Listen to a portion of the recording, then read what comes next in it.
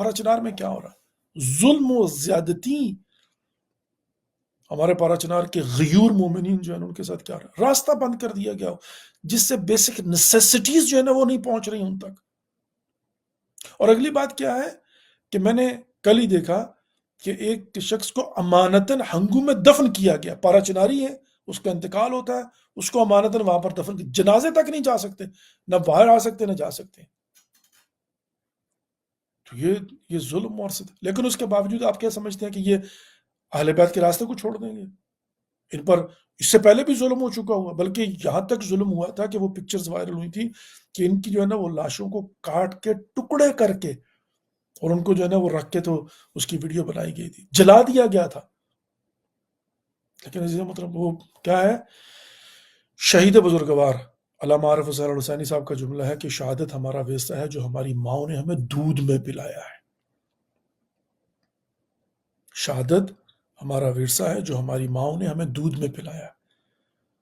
اور شہادت کا درس ہماری ماؤں نے ہمیں لوریوں میں سنایا ہے.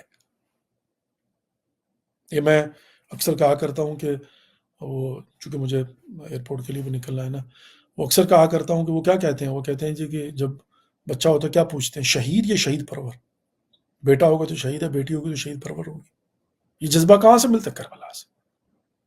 تو کربلا اصل میں سکھ سروائیول ہے شیعت کا، اور آج بھی ہے ہماری درسگاہ کربلا. کربلا والوں سے سبق لیں گے تو پھر جو ہے نا وہ جس دھج سے کوئی مقتل میں گیا وہ شان سلامت رہتی ہے.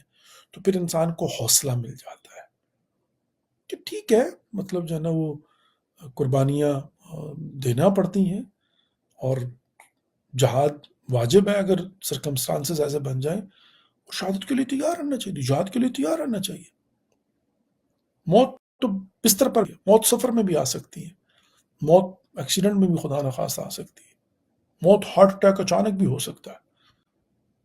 میں بیٹھ کر سوچ رہا تھا کہ ذرا غور کریں نا، کتنے لوگ خوبصورت با کردار، با اخلاق، پڑھے لکھے، معروف، مشہور، ایسے مطلب جو ہے نا، علامہ طالب جوہری کس بات کی کمی تھی، لیکن انا للہ و انا الیہ راجعون. منتظر عباس صاحب پاکستان سے آتے تھے، ماشاءاللہ خوبصورت، لمبا چوڑا قد، جناب جو ہے نا قد کاٹ، مطلب ہر حوالے سے بہترین وضاقت والے جناب، اور اتنا رش لیتے تھے، الخوئی کے اندر اشرے پڑھتے تھے، وہاں پر آتے تھے مومنین آگے پیچھے، عزت احترام پیسہ ہر چیز. لیکن ایٹ دی اینڈ کیا، انا للہ و انا الیہ راجعون. کیا روک پایا ان کو کوئی؟ مرزا اطہر صاحب خطیب اکبر کے نام سے جو ہے نا وہ جانے جاتے تھے، میری ان سے کتنی ملاقاتیں ہوئی، لیکن انا للہ و انا الیہ. اور محمد نقوی صاحب پوری دنیا کے اندر سفر کرتے تھے، ان کے چاہے، اور کیا ان کی ایج کیا تھی، ہماری ایج کے تھے وہ، یا 2 سال بڑے ہوں گے شاید، لیکن انا للہ و انا الیہ راجعون. اب ظاہر ہے وہ دائی اجل کو لبیک کا. تو جن محترم زندگی تو جناب جو ہے at the end of the day تو او کرہن بالآخر اس نے ختم ہونا ہے.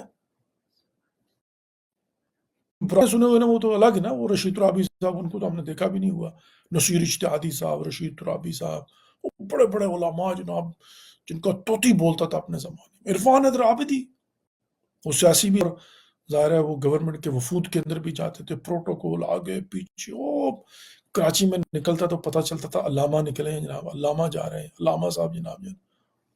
انا للہ و انا الیہ راجعون. مطلب کتنا بھی جناب، کوئی کسی ملک کا صدر، کتنے ملکوں کے صدور جو ہے نا انا للہ و انا الیہ راجعون. وہ جنرل مشرف ڈاکٹر ماشاء اللہ، اور آگے پیچھے جناب جو ہے نا وہ گفتگو کے اندر گن گرج اور پتہ نہیں کیا کیا، مطلب at the end of the day انا للہ و انا الیہ راجعون. تو جانا تو ہر کسی کو ہے، کل نفس ذائقۃ الموت ہے. لیکن کربلا سے سبق یہ ملتا ہے، موضوع شہادت رکھے انسان، ایک جذبہ ہے. اور جب شہادت ہوتی ہے تو ان کے لواحقین اور ورثاء کے لیے بھی ایک تسلی اور تشفی. کوئی مصیبت آتی ہے، تسلی اور تشفی.